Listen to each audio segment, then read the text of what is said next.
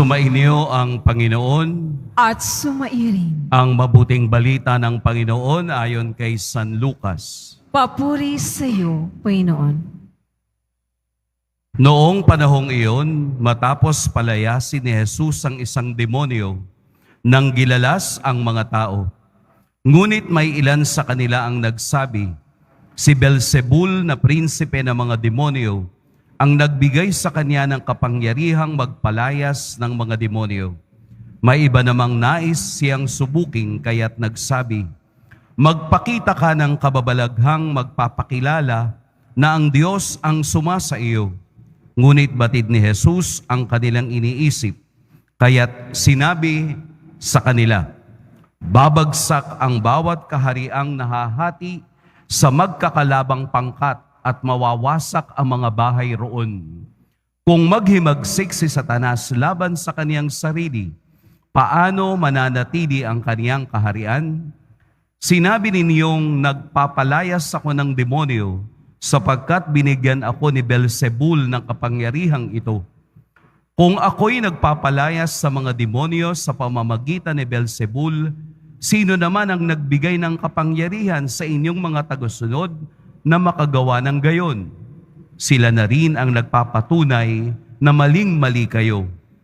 Ngayon, kung ako'y nagpapalayas ng mga demonyo sa pamamagitan ng kapangyarihan ng Diyos, nangangahulugang dumating na sa inyo ang paghahari ng Diyos. Kapag ang isang taong malakas at nasa sandatahan ay nagbabantay sa kaniyang bahay, malayo sa panganib ang kaniyang ari-arian, ngunit kung salakayin siya at talunin ng isang taong higit na malakas, sasamsamin nito ang mga sandatang kaniyang inaasahan at ipapamahagi ang ari-ariang inagaw. Ang hindi panig sa akin ay laban sa akin, at nagkakalat ang hindi tumutulong sa aking mag-ipon. Kapag lumabas na mula sa tao ang isang masamang espiritu, ito'y gumagala sa mga tigang na lugar at naghahanap na mapagpapahingahan. Kung walang matagpuan ay sasabihin nito sa sarili, babalik ako sa bahay na aking pinanggalingan. Pagbabalik ay matatagpuan ninyong malinis na ang bahay at maayos. Kaya lalabas siyang muli at magsasama ng 7 pang espiritong masasama kaysa kaniya at papasok sila at maninirahan doon. Kaya't sumasama kaysa dati ang kalagayan ng taong iyon. Mga kapatid, ang mabuting balita ng Panginoon. Pinupuri ka namin, Panginoong Jesucristo. Magsiupo po ang lahat. Magandang umaga po sa lahat. Atin pong purihin at dakilain ang ating Poong Jesus Nazareno. Sa atin pong ebanghelyong narinig, isa ang dapat ninyong tandaan. Ano po iyon? Neutrality. Hindi pwedeng tumayo ang isang tao na siya ay neutral. Hindi pwedeng mag-decide ang isang tao na siya ay 50-50. It could be for Christ or it could be for evil. Dalawa lang po ang ating pipiliin. Ang maging para sa Diyos at kung hindi ka para sa Diyos, alam mo na kung para saan ka. Sa ating pamumuhay bilang mga Kristiyano, araw-araw tayo po ay nagdi-decide o naglalagay ng desisyon kung ang araw ko bang ito ay para sa Diyos o para sa iba.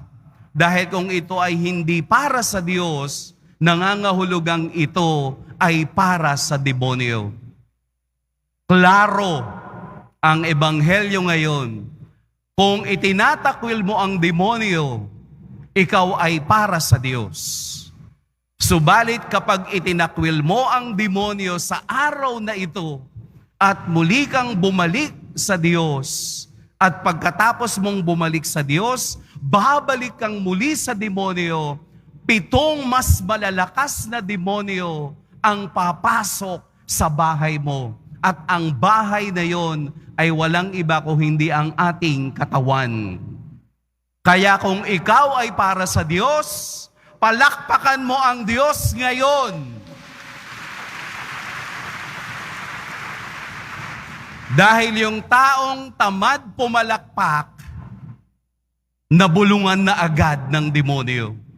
Huwag kang pumalakpak. Katamaran yon. Itaas ang kamay. Palakpakan ng Diyos.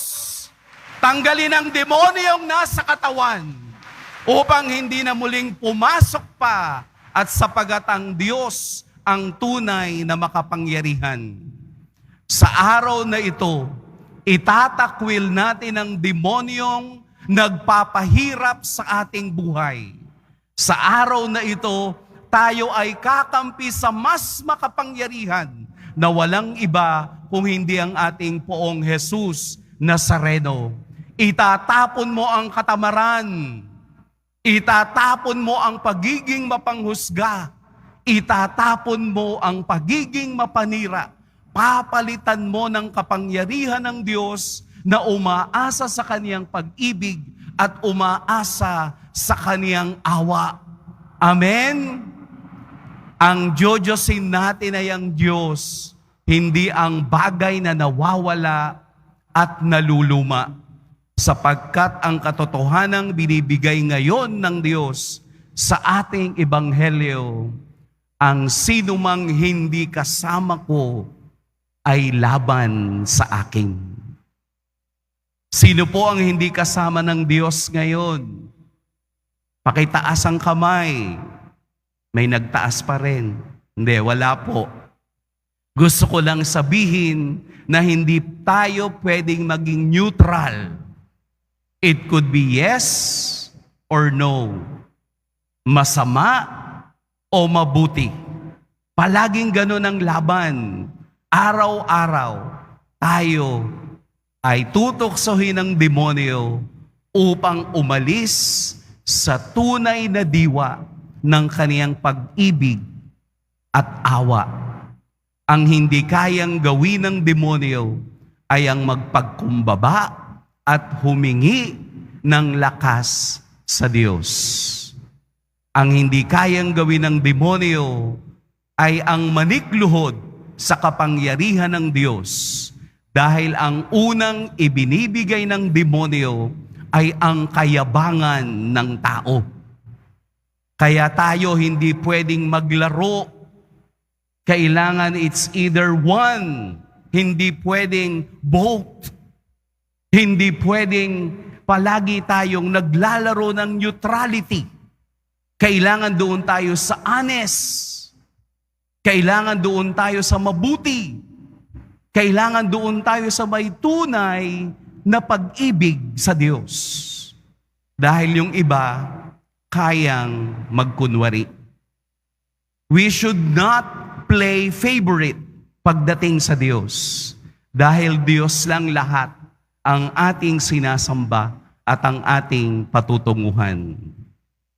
We do not play favorites pagdating sa altar. Dahil Diyos lang ang ating patutunguhan. Kaya sa araw na ito, ang biyaya ng Diyos ay dadaloy dahil ikaw ay nagdesisyon na ang Diyos ang siyang susundan at siyang patutunguhan ng aking buhay. Amen. Pagpalain tayo ng poong may kapal.